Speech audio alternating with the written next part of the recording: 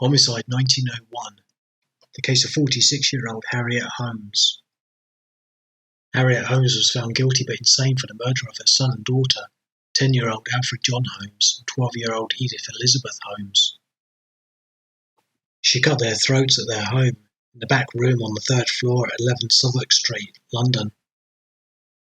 The Cloak & Loan Company, also of 11 Southwark Street, said that about 9:40 a.m. on the 23rd of September 1901, he had been in the office when he heard something, and when he went to the landing, he saw Harriet Holmes, who told him that she had murdered both her children.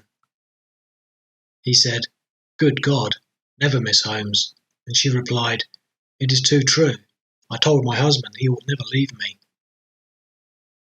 The police were called, and when they arrived they found the children dead in the room with their throats cut. When Harriet Holmes saw them, she said, "Oh, come up here, policeman. I have killed my 2 children." They found an ordinary white-handled table knife smeared with blood on the table in the front room. They also found a Bible and a letter that read, "What about the death of my darling husband? I know I am dying and cannot leave my darlings behind. I hope they will join my darling in heaven. My darling, forget me, but I am mad. God be with you."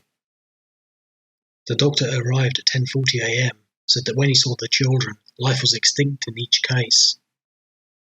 He said that the girl had been lying on her back, with her throat cut by a wound about 3 inches long, dividing all the tissues down to the bone, noting that she had been dead for 2 or 3 hours. He said that the boy also had his throat cut, the longer wound being the deeper wound, noting that there was also a cut on the right thumb, and that he had died only quite recently.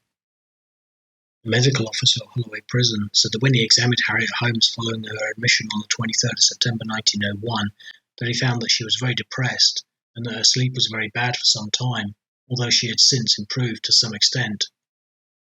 However, he noted her sleep was not refreshing and that her depression continued more or less continuously. He said that she told him a great deal about herself and told him about the death of her child about 7 years earlier, which she said had been a great shock to her.